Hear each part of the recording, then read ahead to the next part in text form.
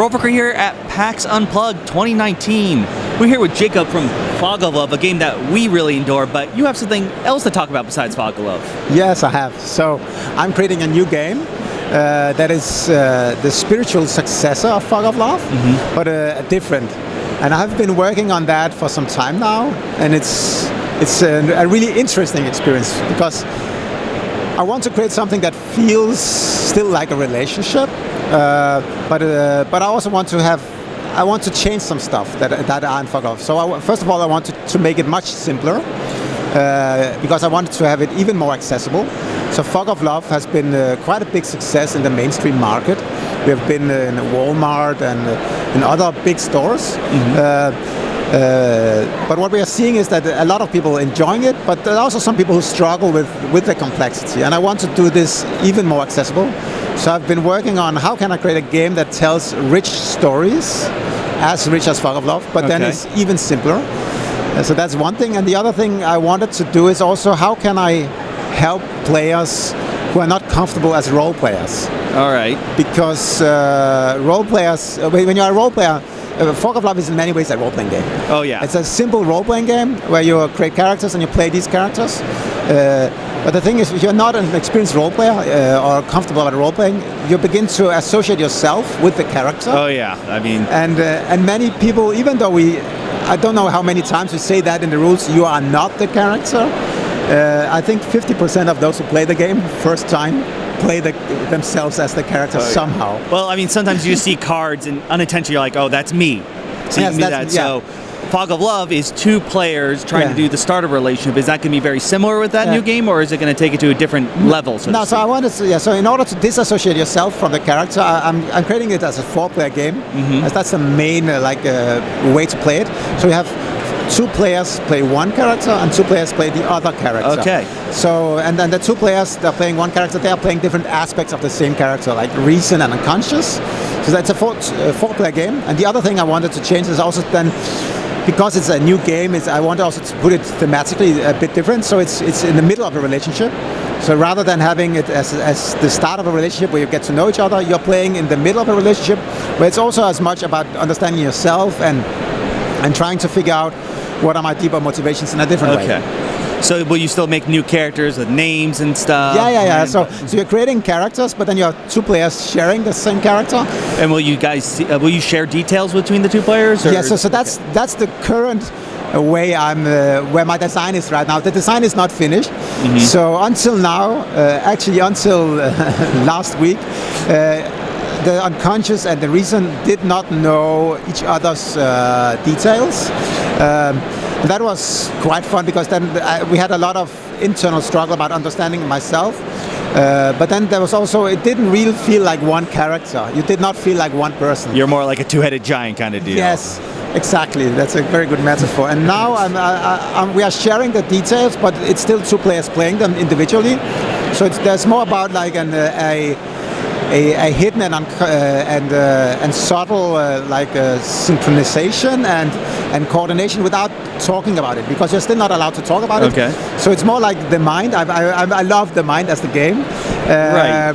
And the mind has this hidden coordination. So you have to synchronize without communicating on the choices. And now will there be symbols like in the previous game where you could be like, oh, that's the green symbol, or is this really got to be like, I want to be selfish, so I think that's the selfish thing to go with. So exactly. So everything is about words and interpretation of words. So I'm removing everything that has to do with symbols and points and resources.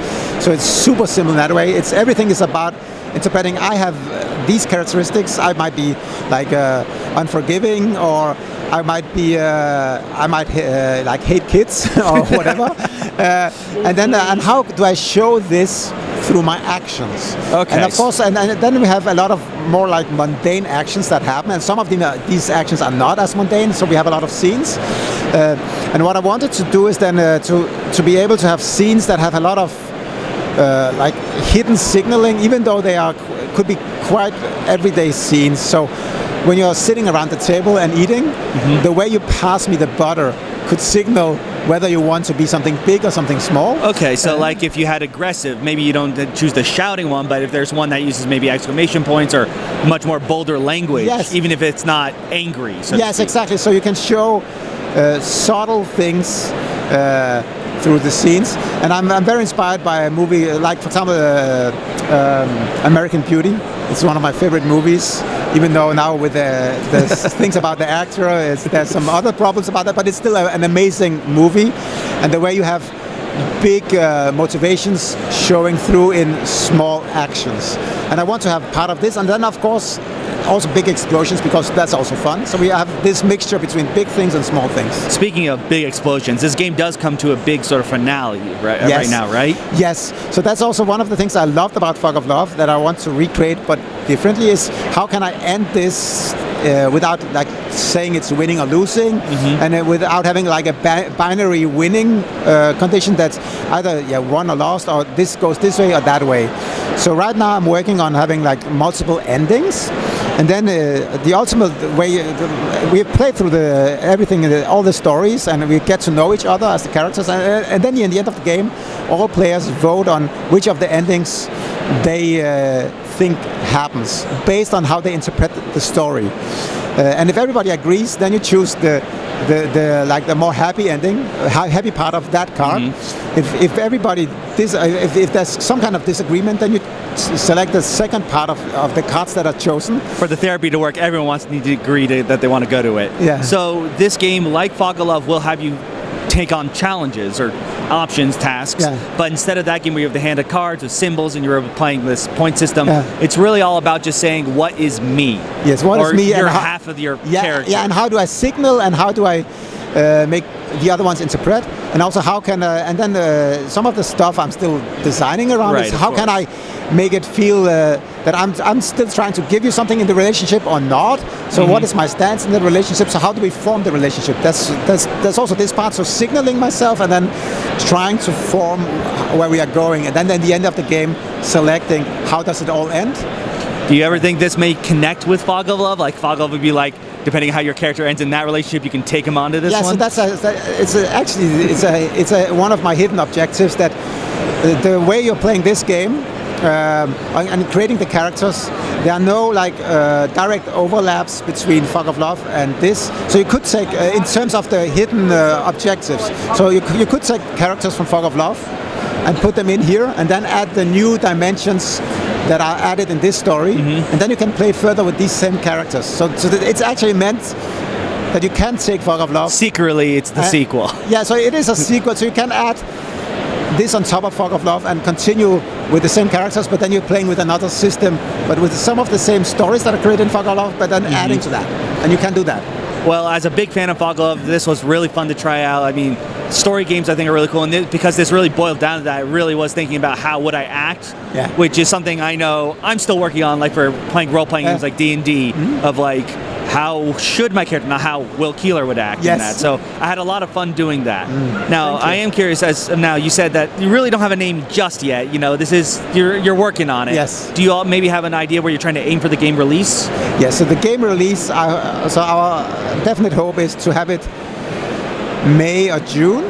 That's definitely what we are aiming for. Of this year, 2020. 2020. Technically not 2020 yet. No. So that's pretty close. So that would be pretty impressive. Yeah, so I think I'm like 3 months away from like finalizing the design. Okay. And but I hope that, and then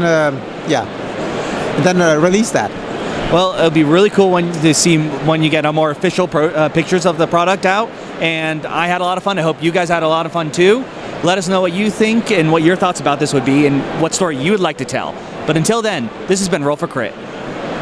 We want you to like and subscribe, and if you have the chance, take a look at our Patreon. Stay tuned to our channel for tons more tabletop gaming content. You don't want to miss it.